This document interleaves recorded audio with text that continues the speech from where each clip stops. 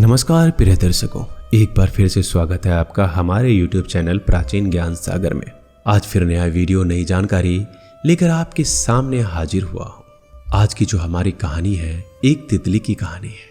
तितली की कड़ी मेहनत की कहानी है। तितली की कड़ी परिश्रम की कहानी है। कहानी बड़ी ज्ञानवर्धक है, प्रेरणादायक है। इस कहानी को पूरा जरूर सुनिएगा। तितली कहानी के अंत में ऐसी दो बात बताती है जिन बातों पर यदि कोई इंसान अमल करता है तो उसके जीवन में कभी किसी चीज की कोई कमी नहीं रहती। वो इंसान अपनी बुद्धि का सदैव सदुपयोग करेगा, कभी भी दुरुपयोग नहीं कर सकता। प्रिय दर्शकों, जो लोग अपनी बुद्धि का सदैव सदुपयोग करते हैं और उसका कभी दुरुपयोग नहीं करते, ऐसे लोग आसमान को छूते हैं और वो लोग बड़े भाग्यशाली होते हैं और इस संसार में अपनी एक पहचान छोड़कर जाते हैं। संसार में उनका नाम होता है और आने वाली पीढ़ियां उनके नाम का गुणगान करती है। आज की जो कहानी है आपको यही ज्ञान देने वाली है, यही सीख देने वाली है। कहानी शुरू करने से पहले जो लोग हमसे नहीं जुड़े हैं, हमारे चैनल को सब्सक्राइब कर लीजिए और बेल आइकन को जरूर दबाइएगा ताकि आने वाले हर वीडियो का नोटिफिकेशन सबसे पहले आपको मिले और आप उसका फायदा उठा सके। तो प्रिय दर्शकों, शुरू करते हैं आज की प्यारी सी कहानी, प्यारा सा वीडियो। प्राचीन काल में एक सेठ था और उस सेठ को एक पुत्र होता है। उस सेठ का पुत्र रोज एक बाग में टहलने के लिए जाता है। वो रोज घूमने के लिए जाता था। जब वो बाग में घूम रहा था तब उसकी नजर एक सुंदर पौधे पर पड़ती है। वह उस सुंदर पौधे को देखकर रुक जाता है। तभी उसकी नजर उस सुंदर पौधे पे एक तितली की कोख पर पड़ती है। सेठ का लड़का उस तितली के कोख को देखकर रुक जाता है और उसे देखने लगता है। वह काफी गौर से देखता है। काफी देर देखने के बाद वो अपने घर चला जाता है। दूसरे दिन फिर वही बाग में घूमने के लिए आता है और आते ही सबसे पहले उस पौधे के पास जाता है जहां पे तितली का कोक लटका हुआ था। उस पौधे के पास जाकर उस कोक को काफी देर तक देखता है, काफी देर निहारता है। उसके बाद फिर वो अपने घर चला जाता है। इसी तरह वह रोज उस बाग में आता। आने के बाद तितली की कोक को काफी देर तक देखता, घंटों तक देखता। कुछ दिन निकलने के बाद एक दिन फिर से आता है और उस कोक को देखने लगता है। जब वो कोक को देखता है तो उस कोक में उसको एक छेद नजर आता है। उस छोटे छेद को देखकर वह वहीं पर बैठ जाता है और उसे देखने लगता है। वह देखता है कि उस कोक के अंदर एक छोटा सा बच्चा अपना मुख बाहर निकालता है और फिर से अंदर चला जाता है। वह फिर से अपने मुख को बाहर निकालता, फिर अंदर चला जाता। उसको देखकर वह काफी हैरत में पड़ जाता है। अब वो लड़का ये सोचने लगता है कि इस कोक का मुंह बहुत छोटा है और छोटा होने के कारण इसके अंदर का जो बच्चा है ये निकल नहीं पा रहा है। क्यों ना मैं कैंची से इसको काट दूं और जब इसका छिद्र बड़ा हो जाएगा तो इसका बच्चा बड़े आराम से बाहर आ जाएगा। यही सोचकर उसके दिल में दया उमड़ने लगती है। दया का भाव आ जाता है। वो सीधे अपने घर जाता है और घर जाकर अपने हाथों में एक कैंची लेकर वापस आता है और बाग के अंदर जाकर उस तितली के कोक के मुंह को काटने लगता है। बड़ी सावधानी पूर्वक काटता है ताकि अंदर बैठे हुए बच्चे को कोई नुकसान ना हो। बड़े ध्यान से और बड़े अच्छे तरीके से उसको काट देता है। जब उसको काटता है तो बच्चा बाहर आ जाता है, लेकिन वह उड़ नहीं पाता। सेठ का लड़का ये सोच रहा था यदि मैं इसको काट दूंगा तो बच्चा इससे निकलकर उड़ने लगेगा। यही सोचकर उसने कोक को काटा था, लेकिन जब बच्चा बाहर आता है तो वो उड़ नहीं पाता है। अभी तक उसके पंख नहीं निकले थे। उसका जो बदन था वो सूजा हुआ था।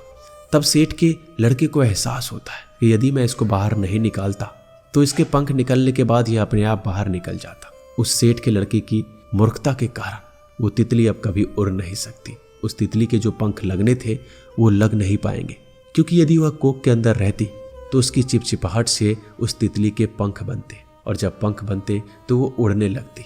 लेकिन अब वो उस कोक से बाहर निकल चुकी थी। उसका शरीर, उसका बदन बिल्कुल नाजुक था। हवा लगते ही सूजने लग गया था और वो जमीन पर पड़ी पड़ी एक कीड़े के भांति रेंगती रहती है, तड़पती रहती है, लेकिन वो उड़ नहीं पाती। उस तितली के बच्चे को देखकर वो सेठ का लड़का भी काफी दुखी होता है, काफी चिंतित होता है और इंतजार करता है कि ये कब उड़ने लगेगी। और वो वहीं पे बैठ जाता है और देखता रहता है कि उड़ेगी भी या नहीं।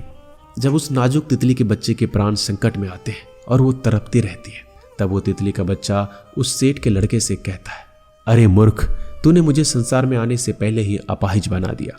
अभी तो मैंने संसार को जी भर के देखा भी नहीं है, उससे पहले ही तुमने मेरे पर काट डाले। ऐसा क्या बिगाड़ा था मैंने तुम्हारा जो तुमने मुझे इस संसार में आने से पहले ही मेरे पर काट दिए? कौन से जन्म का बदला तुमने मुझसे लिया है? इस तरीके से वह तितली का बच्चा तड़पता हुआ उस सेठ के लड़के से कहता है। वो सेठ का लड़का बड़ा दुखी हो जाता है। वो अपनी गलती पर पश्चाताप करता है और तितली का बच्चा अंत में 2 बात कहता है कि मेरी बात गौर से सुनो। पहली बात तितली का बच्चा कहता है, यदि तुम्हें किसी की सहायता करनी है तो सबसे पहले अपनी बुद्धि का सदुपयोग करना सीखो। यदि अपनी बुद्धि का तुम सही उपयोग नहीं करोगे तो तुम्हारी सहायता हमेशा व्यर्थ जाएगी। सहायता हमेशा वहीं करनी चाहिए जहां उसकी सख्त जरूरत हो। जहां पे जरूरत ही नहीं है, यदि आप वहां सहायता करते हो तो नुकसान के अलावा आपको कुछ नहीं मिलेगा। आपको अपनी करनी पर जीवन भर पछतावा रहेगा। माना कि तुम्हारे अंदर, तुम्हारे दिल के अंदर दया भाव है, लेकिन अपना दया भाव वहां दिखाओ जहां उसकी सख्त जरूरत हो। जहां उसकी जरूरत नहीं है, यदि वहां आप अपनी दया भाव दिखाते हो तो आपका दया भाव कोई काम का नहीं। आपको अपनी गलती पर, अपनी मूर्खता पर जीवन भर रोना पड़ेगा, जीवन भर पछताना पड़ेगा, और उसको भी पछताना पड़ेगा जिसकी आप सहायता कर रहे हैं। जैसा कि आज मैं पछता रहा हूं। मुझे पैदा होने से पहले तुमने मेरे पर काट दिए, अब मैं तड़प तड़प के अपने प्राण को त्याग दूंगी।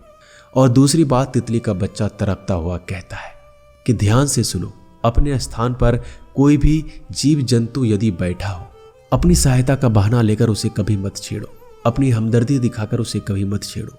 यदि तुम ऐसा करोगे तो सामने वाले का नुकसान ही होगा, साथ में तुम्हारा भी नुकसान होगा। राजा जोगी अग्नि जल से कभी भी प्रीत मत लगाओ, इनको कभी भी मत सताओ जो अपने यथा स्थान पर बैठे हुए हैं। यदि तुम ऐसी गलती करोगे तो जीवन भर पछताओगे। इतना कहकर वो अपना प्राण त्याग देता है।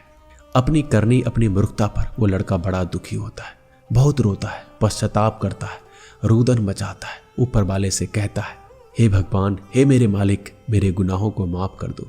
मुझसे जाने अनजाने में बड़ा गुनाह हुआ है, जो एक निर्दोष को ही संसार में आने से पहले ही मृत्यु के घाट उतार दिया। इतना बड़ा गुनाह मेरे से हुआ है। वो मालिक से अपने गुनाहों की माफी मांगता है। इसलिए कहते हैं प्रिय दर्शकों, अपनी बुद्धि का सदुपयोग करना चाहिए। जो लोग अपनी बुद्धि का सदुपयोग नहीं करते वो लोग जीवन भर पछताते हैं, और एक दिन ऐसा आता है उनका पतन निश्चय हो जाता है।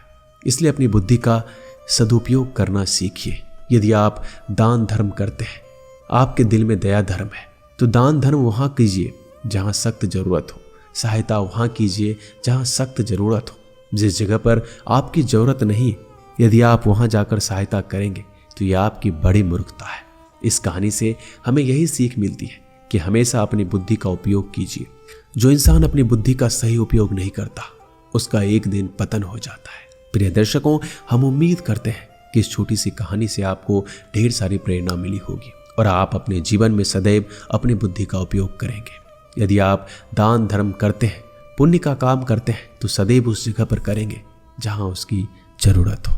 तो मिलते हैं जल्दी एक नई ज्ञानवर्धक कहानी के साथ। धन्यवाद।